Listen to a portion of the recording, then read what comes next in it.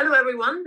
It's Melinda here, and on the other side of the Zoom call, I have Ashley, as usual. And today we are very excited because we have our first guest who will be interviewing for season 3, and it's going to be Charlotte Holmes. So we're very excited about that because she is a Sattva Yoga Academy master teacher, and also she's an amazing role model on Instagram if you want to see how to share authentically. So I think Charlotte is a perfect person to look at how to be authentic to yourself. And I think she's quite an open book online on Instagram. So I think it's better if you hear from her. So good morning, Charlotte. Good morning. Wow, thank you. That was a really beautiful introduction. Yes, wow. I mean, I was just saying before, is there anything I don't want to share? And I think for me, it's about how do you share yourself as authentically as possible, but make sure that it stays true to kind of your boundaries and your truths and your capacity. So yeah, I do tend to share quite a lot of myself online, but I do wait till the time is right. So yeah, thank you for having me. It's so nice to be here. It's so nice to meet you virtually and to see Ashley. Ash and I worked together a very long time ago. My goodness, how many years now? Maybe like coming up to 10. Was it that long? It was pre-pandemic before. Oh, way before pandemic. Yeah, a long time. At another space. So yeah, it's nice to be back. It's nice to see you. I feel like I catch up with you on Instagram, but it's nice to be here. But goodness, what do you need to know about me? Yeah, I've been teaching for many years. Before I was teaching yoga, I was a fitness instructor, and that was great fun. But yeah, eventually I was teaching the both, and yoga just, as you both know, just calls to you, and it ends up being, especially in a city like London, it ends up being something that it felt right. It was the kind of Dharma element came through, and it's like, no, this is really what is necessary. Like, this is the sort of thing that people need. I love sharing it. I don't get a feeling after sharing yoga, I don't get a feeling like that as I do with anything else. And I love teaching other things, and so eventually the other stuff just naturally dropped off. And then, the studies got more intense, and the trips to India got more frequent, and I continued to go back. And so, yeah, now I just, I share, I have an online platform. And when I'm in the UK, I share events and immersions, and then, share online, and then do one-to-ones. I've got lots of one-to-one clients that I work with as well, but that's on a virtual basis. So thank goodness for COVID, because that really helped that process. How long have you been teaching yoga then? So I did my 200 hours in 2015 at World Peace Yoga School in Rishikesh, which it's hilarious to say that name out loud, especially off the back of, hilariously, in 2012, I won Miss England. And so when I was picking out a yoga school, there were so many in Rishikesh, and I was so overwhelmed, and I didn't really know what I wanted to do. And I'd been to, I think, probably your class a few times. I've been to some Ashtanga class, and I knew that I liked the physical element of Ashtanga. And so I saw this school, and it did Ashtanga and meditation, 200 hours in Rishikesh, and it was called World Peace. And I just thought that was hysterical, because I was like, oh, it fits nicely with the Miss England tagline. And so, yeah, I went there in 2015, and yeah, I mean, just fell in love with it. And of course, your 200 hours is never quite what you think it's going to be, right? You have this idea of how it's going to unravel. And I very quickly realized that, in fact, it was a lot more than I thought. And that's thanks to the school as well, right? Like, the school was a really beautiful school that wasn't just teaching, at that time, wasn't just trying to fire through loads of students to just tick off a load of boxes, which I don't think happens all the time now, but I do see happening a lot more often. And so I had a beautiful experience, loved Rishikesh, fell in love with India again. And so that was the first training. And then, there's been many since then. I don't know if you want to know or need to know them all, but various different asana-based trainings to begin with, which again, I think is the natural kind of route to kind of, solidify that foundation again, especially teaching in London. That's what is called for a lot. And so, yin and mandala and rocket and various advanced vinyasa 300 hours later, I was still teaching in London and loving it and offering asana-based practices across different studios. And the past 4 or 5 years, COVID and beyond, I've gone down a much more holistic yoga approach, and that's thanks to Sattva, thanks to the school that I now study at, and the teacher Anand that I now study with, and just his broad understanding of and how he integrates yoga into his life. And so that's how I aspire to teach now, from a much more open book in terms of its the asana is very important to me. It always will be. It's a really beautiful gateway tool in, and I love it. I practice it a lot, and I enjoy teaching it, and it's not the only way. And I think for me that's been a really beautiful unraveling in the last few years to really understand that, and then obviously build the toolkit to be able to share other methods and other technologies from the yogic teachings that aren't just meditation, because again that was the sort of two things I had. It was asana and meditation and a little bit of pranayama, and how do I do this together? Whereas with these teachings I've got a much deeper understanding and now a deeper practice of kriya and mantra and much more devotional, spiritual, ancient practices that are really, really powerful and surprisingly really well received amongst most people that kind of want to do something, have maybe tried yoga and tried asana and aren't getting anywhere and are like feeling all this resistance. And then you offer them, I don't know, a 40-day japa practice, and they're suddenly like, oh my God, this is feeling really good. And I'm learning so much about myself. And so it's really, an amazing advancement in my learnings and my understanding of yoga as a whole since I've been going to that school. So it sounds like there is a progression in your teaching and how you see yoga as well, because I think that's what happens in the beginning. I mean, when I started teaching, I was really stick to like asana. I know what I'm doing, I know what I'm teaching, and I wasn't really feeling okay to share more like pranayama and meditation because I wasn't really sure how to yet. And then the more you practice it, the easier it becomes to teach it. So I think it's quite nice when you slowly getting deeper and deeper and teaching a bit more deeper for everyone else. So it's I think it's a nice progression, and it's very authentic and nice, I think. Yeah, for sure. And I know this might be unfavorable sentence because some people disagree, but I do think it's really important that you teach what you practice. Like, I think you need to be, can you teach a handstand if you can't do a handstand? Yes, potentially, but is there an authenticity and a richness to being able to really sit with the teachings yourself ahead of sharing them? Yes, I think that there is. And so for me, it's a case of now, like, what am I practicing? What am I preaching within that practice versus, okay, I've got all of this stuff and I want to teach all of this stuff, but actually what do I know? And the knowing comes from the actual experience you're having, which comes from the practice itself. So like you said, it's all an advancement and all an unraveling, which of course also comes from advanced learning and continuing to learn.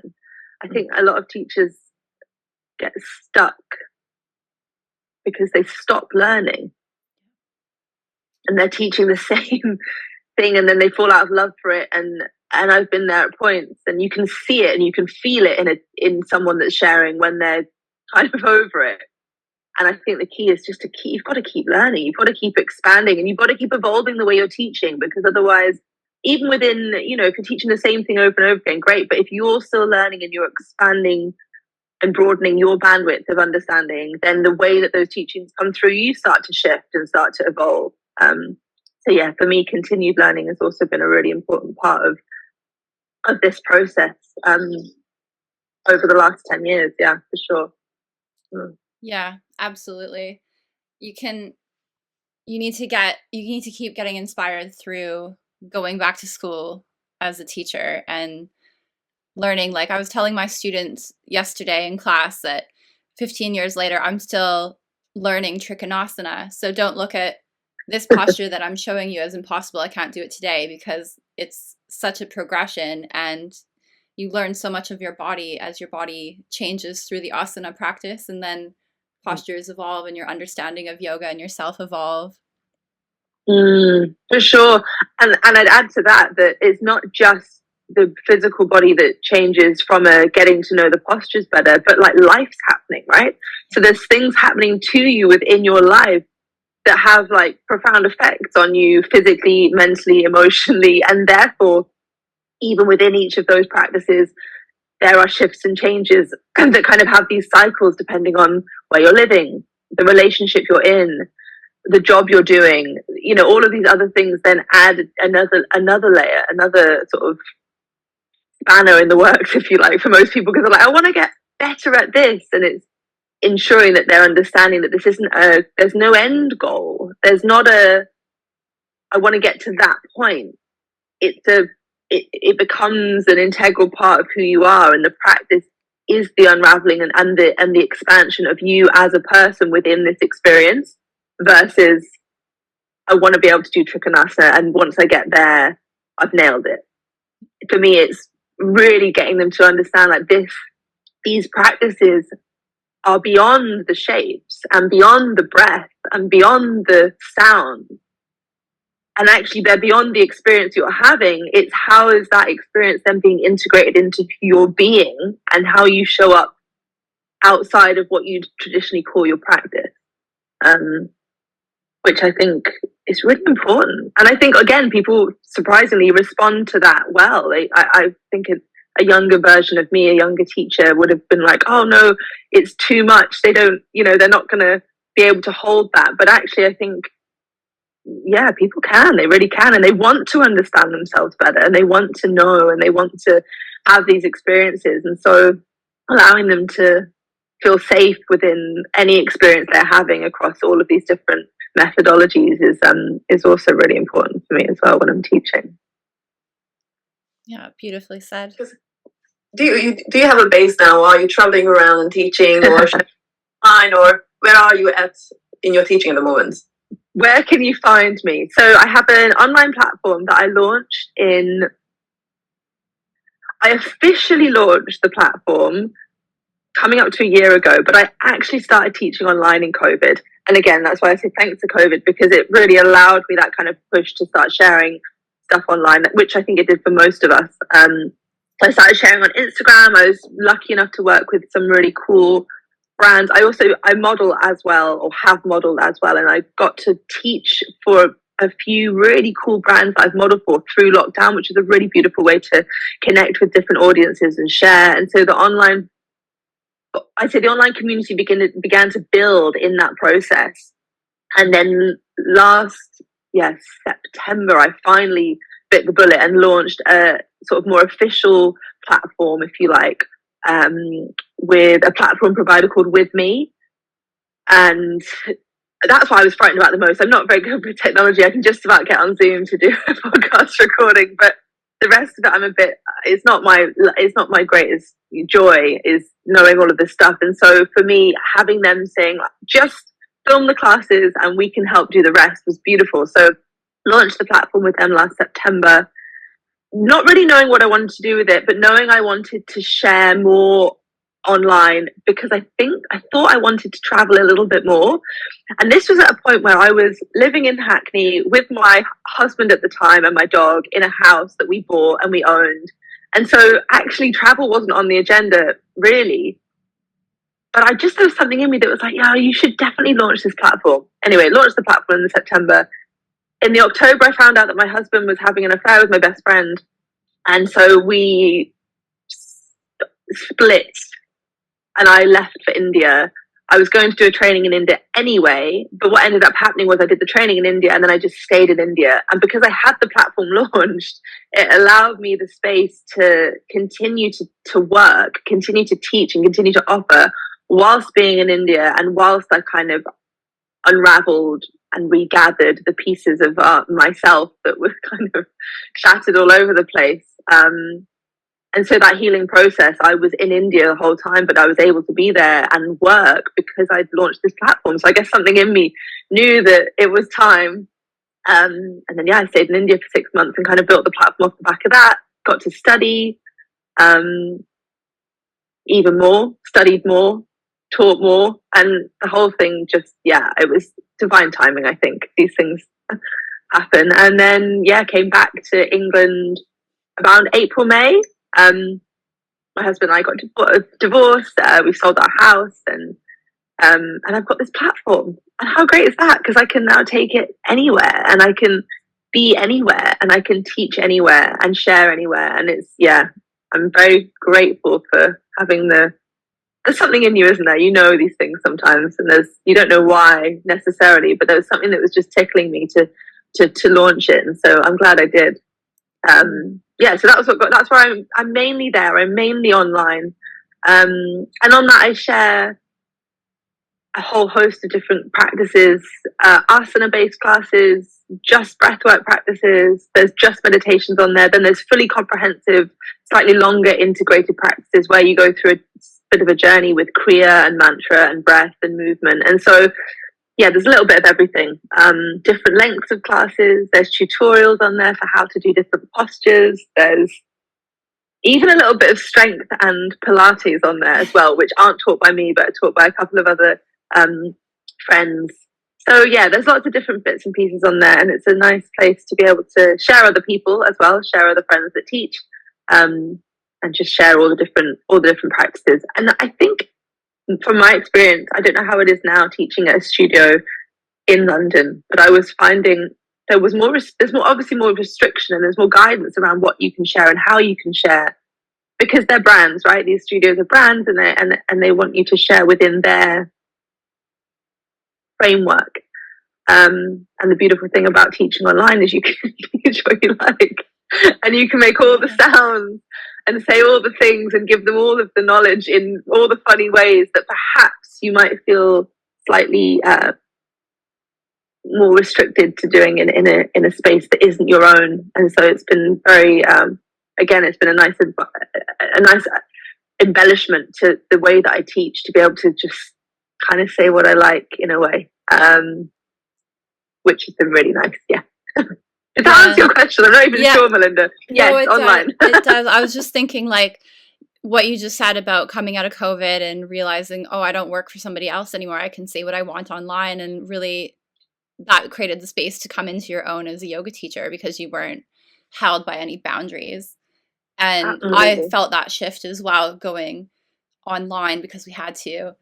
But like what you were saying about going online and building your membership, I wasn't surprised that you did that. Like, I felt that was such a natural direction for you because you're so good at being online and cultivating community online. And what a beautiful thing that you've created coming out of like personal trauma and, you know, like not a very nice thing happening in your life, and then building it into something that you're sharing passionately with people who need healing, and you know, you're going through it directly along with them and sharing the practices that are benefiting you. I'm forgetting the word. Yeah, wow. It's been a really big process, and in all the ways big. It's been deep and painful and expansive and full of love and joy and hurt and all of the things. But it's been a really, like you said, first-hand opportunity to practice what I preach. And I think ahead of this experience, I'd experienced grief when my granny passed. My granny and I were very close. That was the first time I think in my years I've experienced grief. And how lucky am I? Wow, to get to 33 I was, and not have really felt grief or loss. And then she died, and I felt it, and it rocked our marriage, and there was a bit of a time. But then to experience, I thought that was grief, and I thought that was what loss and grief felt like. And then to experience this, and there's a lot of betrayal involved as well, and I won't go into the ins and outs of it, but there was a period of time where we were married and having a terrible time, and we didn't know why. And so during that period, I was falling to my practices and falling to my self-practice and teaching, but mainly falling to my self-practice and falling to these techniques that we learn and they're supposed to help us know ourselves better. But I really lent into them to keep myself grounded within that relationship and to keep myself grounded within myself. Because there were times when I was questioning me in that marriage. I was like, well, there's definitely something wrong here. Like, I have a deep understanding that this isn't how it was. This isn't the man I married. But I, because there were lies, we couldn't work it out.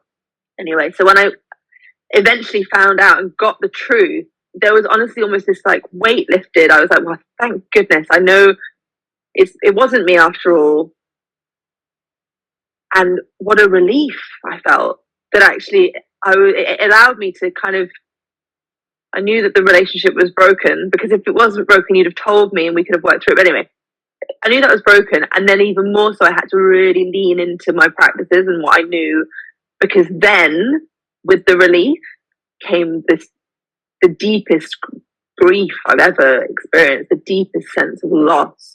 Because ultimately, I mean, I was married. I was in it. I was that person. I was married to that man, and that was who I was committed to. And you have a life plan that kind of, we had plans and dreams and hopes of where we were going to be. And in that moment, even with the relief that I felt of knowing it wasn't me, there's this sudden realization that everything you know and everything you thought and everything that you had is no more. And then it's like, well, what's left? And what was left for me was my practice. What was left for me was the knowing. I was like, well, even if I'm not the wife or the girl that lives in Hackney or this, that, and the other, I still know who I am within these practices, and I still have these things to fall back on that actually are my foundations of who I am every day. They are who I come to. I come to my mat every morning and I meditate the first thing I do. So I have that still. And so even in the darkest moments of feeling really, really shit, I meditated and I moved and I did something, because that was the bit of me that I still had. And what a blessing to have that. Like, I was so grateful for these practices. And so from that as well, I've had this much richer understanding of how powerful these tools are. Like, these are really solid. It's a bit like for me, it's a bit of a life hack. I try and tell my one-to-one clients, I'm like, seriously, guys, like this is no joke. These things that we're teaching you, like, yeah, sure, the shapes might look fancy on Instagram and it might be cool to say, talk about your fact that you can meditate for half an hour every day and all of this stuff. But actually, beyond all of that ego stuff, these are real life hacks. Like, these really help you to solidify like your place in yourself. And then from that sense of self small s, you then have a sense of self big S within this system and this world that you're in. And as you move forward, you start to really be able to understand, like, the step that you're taking. Like, is this the step that I'm taking because it's for me and it's coming from here, or is it coming from a here place? And yeah, so wow, it's been a blessing to go through such immense pain, because the duality of life is that, right? In this immense grief in one direction, I'm also expanding into immense love in the other direction. And so it's not a one-sided thing, because once you start to understand this only exists because the love was there. And so the love I felt in the marriage and the loss that I felt was because the love I felt was so immense. So I feel very grateful to be able to share that from a place where I really know it and I've understand it and I've experienced it. And that's a really wonderful thing to pair with these teachings. That's what it is, right? It's life. Like, yoga is it's about that. It's unity. It's the oneness of like existence. It's how we're here and we're now, and how are we experiencing this, and what is our human experience within this time, and how can these tools help us through that and enhance and make this experience a really, really sacred one, because it is. It's such a blessing to be here within the pain, because within the pain there is also the love. Wow. So it's been a time. but we're still standing. We're still here. Yeah. Well, you realize how powerful the practices are when you go through things like that in your life. Like me and Melinda have both talked about, like, you know, why we got into yoga. Like I came from a place of grief too. Like I lost my dad when I was quite young, and just to process that pain, I found yoga, and it like pulled me out of the depths of going down a path that was not going to get me anywhere. I'm good. And I'm just like having a little tear in my eye, like listening to you, because I understand grief and how powerful yoga can be to pull you out of that and find your sense of self again and know that everything's going to be okay in some way. And it's all good. We were talking about this on our last episode, I think, when you're practicing yoga and your life is all fine, and yoga's keeping your stress tolerance higher so you can move through life easier. But it really becomes obvious how powerful it is when you're going through like shit in your life and you turn to it and you're like, wow, this is like literally saving me. Absolutely. And it's impossible to convey that to people, you know, in one class sometimes, unless they're in something and you say something that like gives them, you know, a string of like, oh wow, this practice can bring me here, and I feel a sense of worth in Shavasana where I feel love again. Yeah, it's true. And also how you said as well that there's always two sides, that because there's no grief if there wasn't love, and then if there's love there will be grief in the end of things. So it's just so true. And also it's so good to have this tool to fall back onto, and meditation is just so powerful, and I think we don't give enough credit until we actually experience like how much it can help you, and how lucky we are we can use this tool, because it's all within us and it's all with us all the time, but we just don't realize we can actually use it. And that it's good to be so conscious of like, oh, actually there's something that I can help myself with. I don't have to run out and find all the kind of solutions, the magic balm to solve your grief or bring you back to love, because you have to kind of also solve it within yourself. Even if you get help, you are the one who actually solving the whole problem. And meditation is just very good tool to just grasp to so easily, because it's there. You just need to be able to be reminded that, oh, it's here for me. So it's good that you could reach into that. And I think in a way, I mean, I'm quite impressed that you feel like where you are now. It sounds like you're quite whole and you feel happy within yourself. I mean, obviously it's all superficial, I can see and hear, but it sounds like you healed quite quickly. I'm like, for me it would take years probably. And I think also grief as well, it's there and you can live with it, but you just learn how to deal with it, I think, in a way. For me it's been a real like unraveling of like understanding. It's all just been understanding myself really, and like so when a lot of people have said to me like, oh wow, this has been quick, like you only found out like in October and it's quick, and I'm like, but what's time, what's quick? Like it's a concept, right? It's a construct. It's something that we've learned, and it's not actually a thing. What's real is my experience of what's happening. What's real is how I'm moving through, and then ultimately like anything that I'm doing in my life is anything that I'm experiencing is the way that it is because I'm giving it permission to be that way. So, and for me, like life's so short. It's so short. It feels like we're here for such a tiny amount of time. I ain't wasting any time. Sure, it hurt like hell. It was horrible. But sitting in that grubby bathtub of oh, they did this to me, and it was never ever the answer. It was never going to serve me. It was never going to, and it also was doing a disservice to our beautiful marriage. We had an amazing time. We had a beautiful relationship. I love him. I still love him. I will love him. Like we had a great relationship, but it's this deep understanding of one, what is time? Like it's just a thing. this experience, and how is this experience, and how do I want this experience in my life to now be? I had to make those choices, and I had to make those shifts, and I had to make those decisions. And like you said, no one else is going to do it for you. It's me that's making these decisions. And so I see that relationship. I see what it was, and it was beautiful.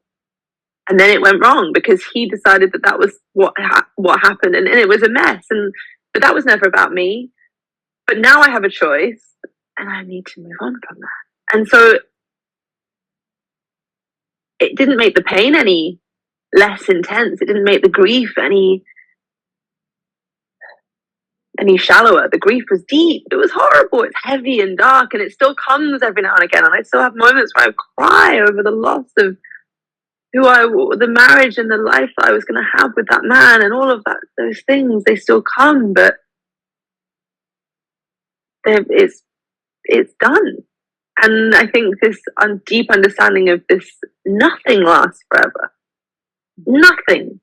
Everything fades away. Eventually, everything fades away. Even these trees that are here, and they seem to be here they're here for our whole lifetime, but like, they started and they'll end. And it's like really understanding that like nothing is promised and nothing is forever. And therefore within that, how do I take control of the things that I can control within my miniature cycles? Like how that death of that relationship, I can choose when that ends. And then I can choose when a new one starts. And I get to fall in love again. Wow. Like, so yes, it's painful, but also like you said, there's this whole duality of this existence that if you allow yourself to feel both of the things and all of the things, then actually, and you don't get too stuck into the one-sided, like the pity party end of it, then actually this other side of it is also beautiful. And I'm experiencing love again, but I still feel the grief. You know, I still feel sad. But isn't that why we're here? Isn't that what this human experience is? Like, I don't think dogs or cats get quite as much of an emotional bandwidth as we get given. So it's like, what a blessing to feel these things. And then these practices give us the capacity to hold those emotions. They give us the capacity to hold and stay standing within those feelings. And that's what's magic about these practices, is that you're cultivating a self. There's a self culture going on every time you practice. And then within that, you get this broadening bandwidth to hold everything that you're experiencing. So you can sit with the grief and you can go, this sucks.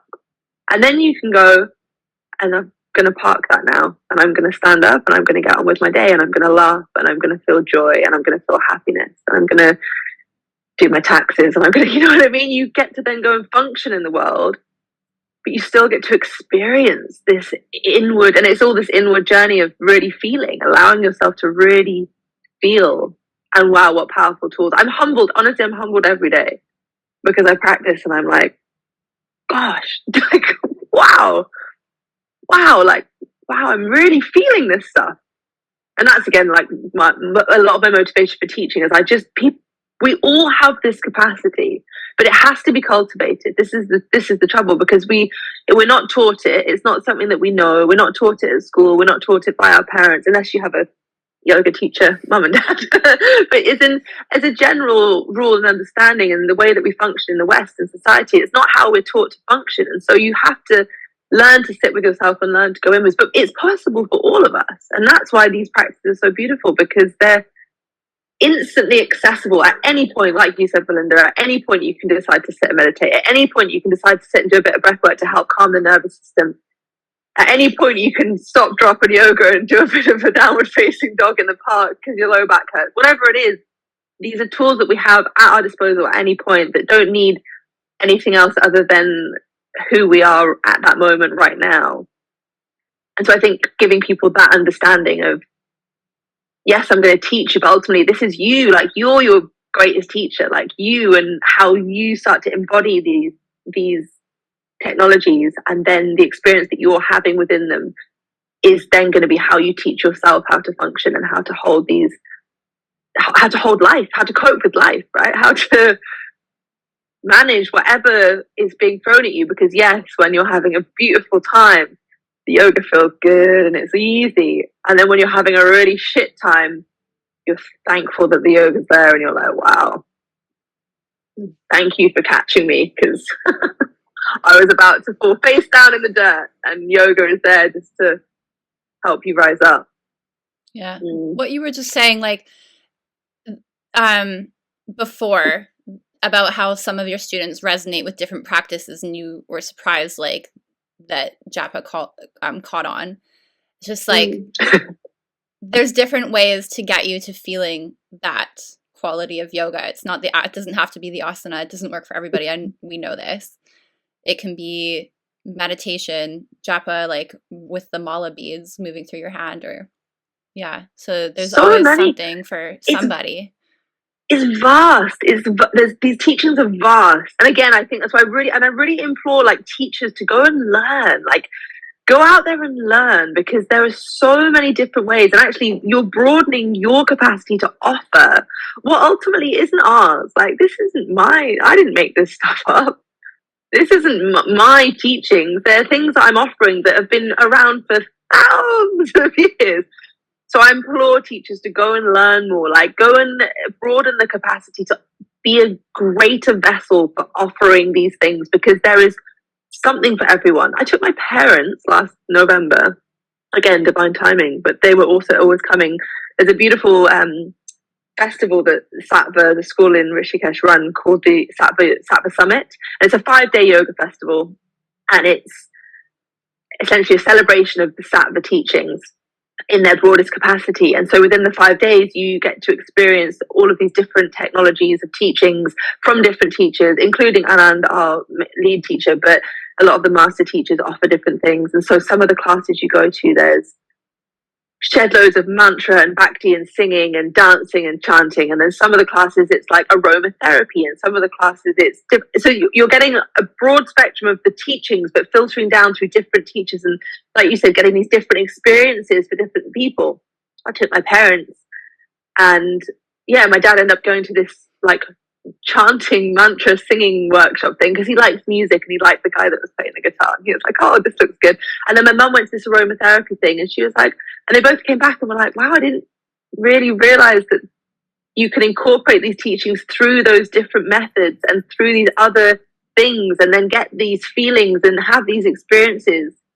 And it's the same thing. It's this big yoga umbrella that we sit under that sadly isn't understood properly. It's like we understand it as just, sometimes there's an understanding it's just the asana, like it's just the shapes, and that's just one wheel on the bigger motorbike of yoga, right? You think like asana is a really integral part, like it's a hugely important part of the practices, but it's not the whole practice. It's not the whole thing. And so allowing yourself to explore those different elements, and ultimately that has to come from a teacher that knows and has had those experiences as well. So as teachers, I really like go and learn, go and do something outside of your comfort zone, go and learn something. Think of someone you love in your life that can't do asana, for example, and how can you share with them? And now I've got this amazing time that I'm having with my parents, because I'm getting to share with them in different ways that doesn't involve me trying to get my dad to do a downward facing dog. I mean, great. He's not interested in doing a downward dog. He doesn't want to do it. He does sometimes, but he doesn't really want to do it. But he can sit on a chair and he can still have these experiences of self, of going within himself, of deep understanding and deep oneness from other things. And that's wow, what a joy to get to share these things with people in different ways. And then you have something for everybody, right? Then you have something for everybody, and that's a beautiful thing as well. Like, it doesn't matter if you can't do asana. It doesn't matter if you can't sit still at the moment and meditation doesn't work, because actually try it, So lots of different ways to expand the learning beyond the asana. And let's just get this clear. I love asana. It's my forte. When I go to teach at the school in India, it's what I teach within the 200 hours. I am the asana teacher, so I love it. And there are so many other ways to offer. So go and expand the toolkit, because it's vast and wonderful, and it just enriches your experience as a teacher as well.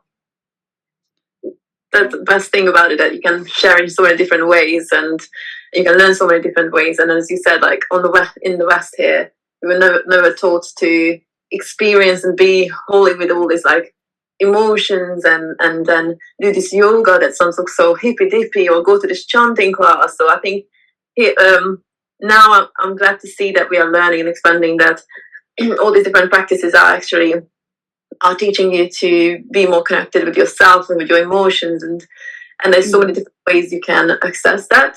And it's amazing that you brought your parents there, because I think we definitely are a generation that we learn about all these new things, that we don't have to put our emotions under the carpet, like swipe it under the carpet, and then you can show it to your parents, and then people can then teach this to the next generation. So I hope that we can be a little bit more conscious as we all go down the path of life. So it's quite amazing and powerful. Yeah, there's definitely a shift, and it's obviously watching the news this week. I don't know when this will go out, but yeah, like all of these riots and all this chaos that's happening in the UK. But again, I think that comes with this duality of what's happening. Is there's this darkness, but then because there's also this light, there's us, and there's people that are searching and still learning and expanding into the light. So I think, and with that, it's going to come this deep darkness. But there is definitely a shift, and yeah, like you said, it's good to be able to offer it to different people, and to give, like, my parents this deep understanding that they can change their mind about what they thought yoga was, and who they thought they were. Like, that's an even bigger one. Like, Dad, like, you can change your mind. You can be whoever you want to be at 75. It's okay. If you want to start doing yoga every morning, you want to meditate every morning, yes. Like, that's your prerogative. That is, you decide that. And so empowering him to have that experience. I mean, it wasn't me, it was Anand that he was set with, but Anand gave him that experience through these teachings, and then he's come back and he knows that he can go and do that at 75. Imagine living for 75 years and not feeling that feeling we feel every day in our practices, and suddenly having that experience and then being terrified, not knowing what to do with it. And you're going, yeah, but that's you, Dad. Like, that's your experience within you that you can tap into whenever you want. Wow, what a gift. So yeah, I think they're more so than ever, they're powerful teachings, and they're necessary teachings. Like, the world, like, humanity really needs this stuff. Again, we need to really, how can we start to share this stuff in a really authentic way, and in a way that allows us to share it with all people of all backgrounds and education and understanding, and how do we share it with those different people? Again, I do think the key is to just expand the bandwidth expand the toolkit of what you can teach. Yeah. Go back to school and learn. Go and do it. If you haven't, go and meditate. Go and meditate. Like, go and learn how to meditate. If you're a yoga teacher and you're not meditating, you need to sort that shit out. Like, come on, really, like, because what are you doing? You're just teaching asana. You need to be meditating. Like, you need to have that understanding, because fundamentally, like, the asana is there as a base to what? Meditate. And if you don't know that, there needs to be a shift in your understanding of that. And I understand as well, it's very difficult. Like you said, Ashley, like, it's impossible to get some of this stuff across in a 60-minute, 45-minute class. Sure. It's impossible to teach someone 200 hours in 200 hours. What is a 200-hour training? So go back to school. Go and do another 200 hours. Do another 200 hours in something else. And yes, it's expensive. And yes, all of these things, sure. There's no rush. Take your time with it. But go back to learn. Go back and learn. Because it's really important. It's really necessary. Like, there are parts of humanity that's falling apart. And if you have that, if there's this innate spark within you that understands, then I really believe that there's a duty of sharing that comes with that. Because once you felt it and you understand it, there's no unknowing, right? Once you've got it, you're like, And once you understand how accessible it is for everyone, there's then this duty of care. For me, there's a duty of care to the rest of human. I'm like, okay, I need to give this to other people. I think that what makes you a teacher, because I remember I did my teacher training, my 200 hours, just like, I just want to understand what I'm doing. I want to understand what this yoga is about. And halfway through the course, when we were learning about chakras and things that I had never heard about, because I kind of jumped into my 200 hours without knowing much about yoga. And I was like, oh my God, this is so powerful. I was like, oh my God, with my sister, my mom. So my head was jumping around, like so many things really helped for others. And then that made me feel like, I want to share this with others. So I think that spark comes on like, this is not just for me. I want to share it with all my community and the people, just random people. It's amazing. Exactly. And lots of people go, I'm just doing my 200 hours. I don't want to teach. And actually what happens is, like, once you have that experience and you're given this knowledge, which again, you're just learning, right? You're just a vessel for this stuff coming through you. It's like, it's not about being the teacher and putting on the teacher hat and being like, I'm a teacher and therefore it's going, no. I'm just sharing my experience of how this is for me and how it can be for you. And so you become this vessel of knowledge that, like, you're learning, you're having the experience, that the experience is then understanding, and then there's this knowledge that then comes from you. So it's not about like teaching from a textbook. It's not about saying like, I learned these things and I'm rereading them, because that's just relaying information. But having a practice, having an experience, and then sharing, because once you have the experience, the stuff turns from knowledge into, I guess it turns into wisdom, right? It goes from knowledge to wisdom. It's like teachings, okay, that knowledge that you're telling me, great, got it, do it, practice it. Have the experience. Wow, keep having the experience. It then becomes an understanding, it becomes a part of you. And then it kind of it was almost like a cup that's like overflowing, and it comes from you and it comes out of you as wisdom. And you're not trying to teach. So, go to yoga. Like, people say, they're like, I'll go to yoga every day for a year. And eventually, after like a few months, people are going to start saying to you, like, what is it that you're doing? Like, I can see within you that something's happening. And from there, you're teaching them without being the teacher, without putting the hat on, without doing a 200 hours, just from having those experiences that you're having in practice. You are sharing, because the way that you are within yourself is then bubbling over. And so you become the teacher without even realizing. So there's, definitely two levels of teacher.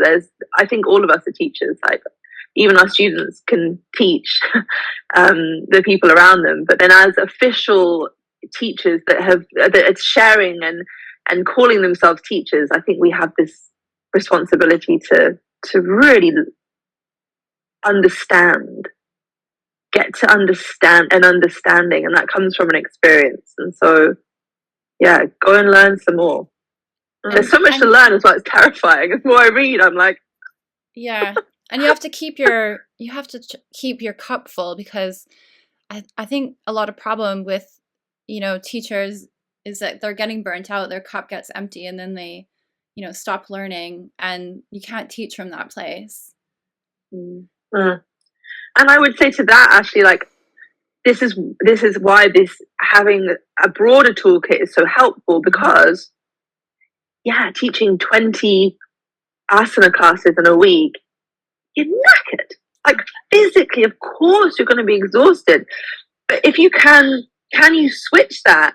Can you teach just the 10 classes in the studio, and then with the other practices you have, create an online platform and then share those to other people? You're hitting a different audience. You're not exhausting yourself. So there's definitely cleverer ways to show up as this teacher that now we have, because of COVID and because of these different online methodologies and because of this broad spectrum of different technologies that you have as a yoga teacher to tap into. How can I be wiser in my choices? Because no one wants to be teaching that many classes. Of course not. And like you said, it's a disservice not only to your teachers, to your students, but it's a disservice to yourself. Yeah. Like, you burn out, and you can't be a yoga teacher burning out. No, it comes across through your teachings. The students pick up on it. It doesn't inspire them. It doesn't inspire you. And that was another thing that we wanted to talk about with you, is because we do have like a big like yoga teacher audience. And when you come out of your training and you want to teach yoga, the common thing is like, oh, I have to fill my schedule with classes and that's it. So that's why I wanted to talk to you, because like, do you even teach a regular class? Like, I think this is so inspiring, because you do your own thing. Yeah, my regular classes I teach online. Like I do a class a week online is what my membership is. So every week you get a new practice, but it's not an asana practice necessarily. It's different classes. And then with my one-to-ones, I'm teaching a whole array of things. Honestly, the biggest piece of advice, if you just come out of your 200-hour teacher training, is not fill your schedule with teaching different classes. It's keep practicing. Keep going to classes, and don't just go to the classes that you know and you love and the ones that you did your training. And if you've done an Ashtanga training, stop going to Ashtanga, go and learn to meditate. Go and learn different pranayama practices. Go and learn to chant mantra. Go and learn to, I don't know, but go and do something else.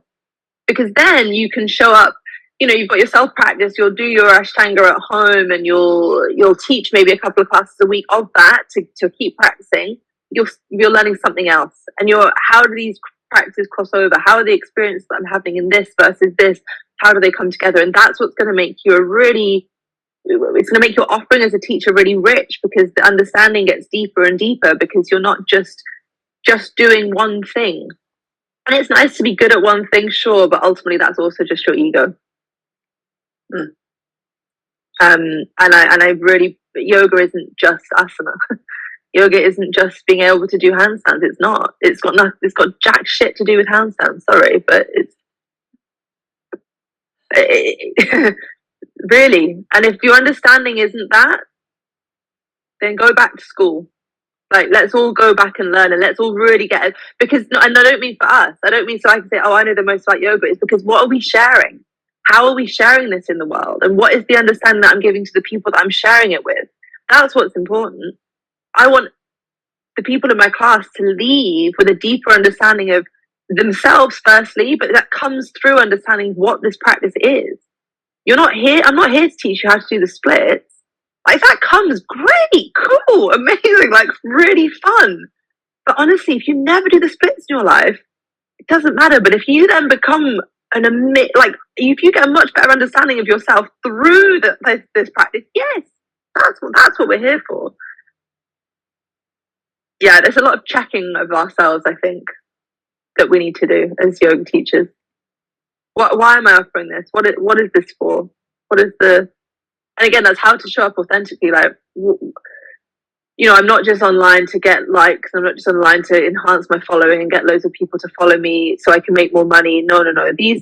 This is beyond this. This is bigger than this. These teachings are beyond that. Like, you need to be sharing these from a place of selflessness and a place of authenticity. And yes, I understand you have to make money. I get it. We live in the West and we live in London, and I get it. I understand. But there's also a way of sharing these teachings that is from a place of savor, right? It's how am I honoring these traditions and honoring the knowledge? And is there something else I can be doing to make that look better? Yeah. Yeah, and does that make sense? Place. I feel like I can really rant for a long time about this. I know.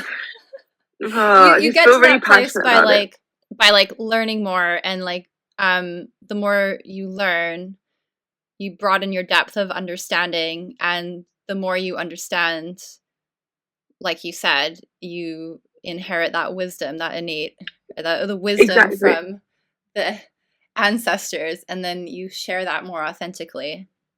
For sure. And obviously it comes with practice, it comes with teaching, it comes with additional learning, it comes with additional understanding. So it's not something that's going to come immediately.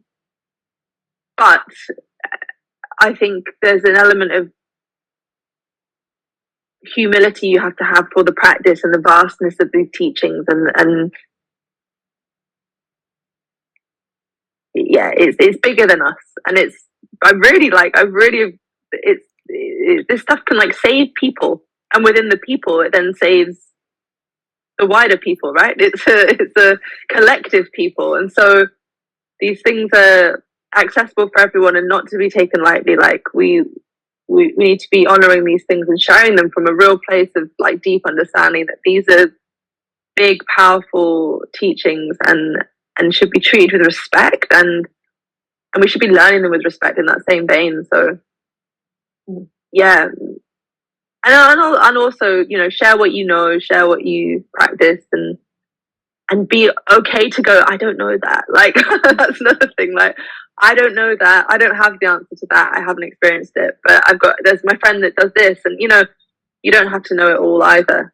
Just being honest with where you're at in your journey as well, like, is also fine. Like, we were all at the beginning at one point. Like, yeah, God, I remember my first class at another space. My first class I got at another space teaching, I was absolutely like, and I planned the sequence in my head, and I look back now and I'm like, wow. But yeah, beautiful. Share from where you're at, and keep searching and keep learning.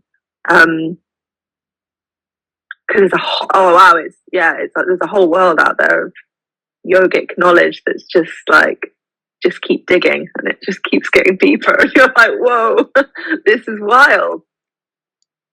That's why it's true that we can't have all the answers, because there's always something else to learn, another experience that you haven't experienced or you will never experience. So it's a continuum and such a vast world. And it's interesting also that inclusivity is such a different meaning now, because we talked to Lucy on last season, and we were talking about like inclusivity of every body types and every like people who can't walk, people a bit bigger or smaller or have hyperextension, and then also there's inclusivity of people who don't just want to do the asana, but they could be like, I can do this with mantras. So it's just interesting that inclusivity is such an important word that everyone's throwing it around, that everyone is welcome, it's a yoga for everyone. And then is it really? So it's just like really opening people's eyes, that because especially nowadays when you have lots of studio owners who are not really yogic practitioners or practitioners of education, and then they are like, we are like, everyone is welcome, but is it everyone really welcome? So it's hard, I guess, you know, if you're teaching, if you're a yoga studio owner. I feel like they should be called yoga asana studio owners, because that's what they are. And great, because yoga asana is such an important part of the practice. Like, but is it restricted to people that can move their bodies? Yes. In general, because and how can, as a teacher, if you've got a room full of people and then someone comes in that is less able by virtue of something, how do you give that person the time that they need with the rest of the class? Like, it becomes impossible, right? It's really, really difficult. And so I think as studio owners and as teachers within those studios, it's about educating each other and having these conversations, going, hey, listen, like, I'm happy to teach this asana class, but can we call it that? How do we educate the people that are coming in? This is a yoga studio, sure, but within that, we are focusing on yoga asana. We're focusing on the movement, so that when people come, that's what they're expecting. They're expecting movement. Or we add a class in that is meditation or pranayama. So within yoga, yes, so this class is specifically for people, and we're going to sit. So as long as you can sit, you can come.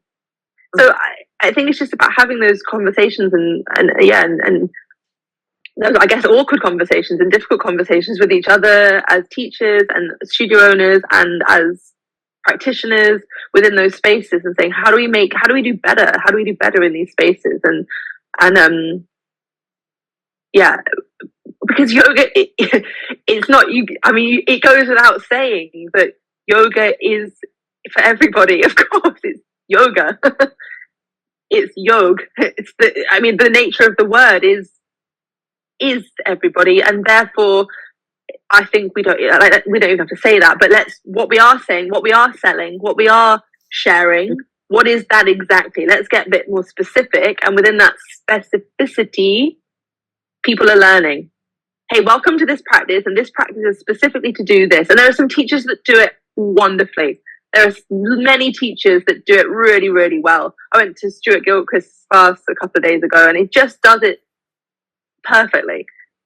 He's like, you're here and we're going to do this, and this is what this is within this. And he gives it to you. And he gives it to you at the beginning of every practice. It doesn't matter if you've been coming to his class for years, he still gives it to you again, because there might be someone in that room that is new, that doesn't understand. And then they go, oh, okay. So I'm doing this much of this big puzzle piece, but that's what I'm focusing on for this. And that's okay. There's an understanding, rather than this is yoga. No, it's not. It's that much of it. Just share it. Inform people. Educate your students. It's good. Share.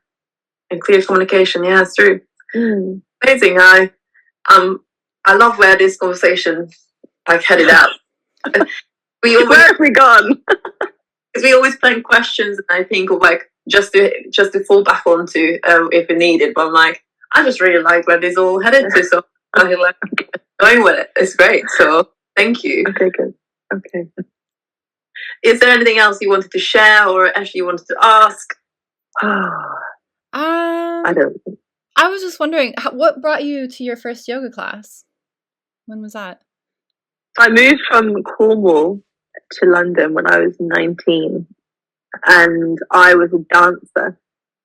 I say I was a dancer, not an official dancer, but I had danced for a long time. I loved dance and movement, and I went to sign up to some dance classes at Pineapple in Covent Garden. And I remember looking at the price list at 19, having just moved to London, and I was like, I can't afford that. Wow. And at the time, there was some yoga, asana, vinyasa classes that were cheaper. I was like, oh, yeah, that sounds... And I remember Mum had said to me at one point that she did yoga a bit, and she's like, oh, it's fun because you're moving around, and the movements are quite nice. So, I'll just try it. I'll just go to a vinyasa class, and it sort of dropped in because it was cheap. At the time, it was cheaper to go to a yoga asana class. I mean, that's not the case now, but it's cheaper to go to a yoga asana class than it was to go to a dance class. And so that's what brought me in, was this. I just a creative way to move my body was where the initial kind of pull came from. And then, of course, the ego kicked in, because it's like, wow, she can do stuff. I want to do stuff. So then, yeah, and that was it. I never went back to a dance class again. I just kept going to yoga. And now I dance within my yoga classes. How fun is that? Full circle. Full circle, yeah. Quite amazing. That's awesome. Well then, yeah. So thank you very much for coming on and chatting to us. We very much enjoyed it. So yeah. Anything else? Such a joy. No, I don't think so. I mean, I feel like I go off on a bit of a tangent and get a bit into it because I just love it so much. But thank you so much for having me. It's been so nice to chat. Thank you. Thanks, Charlotte.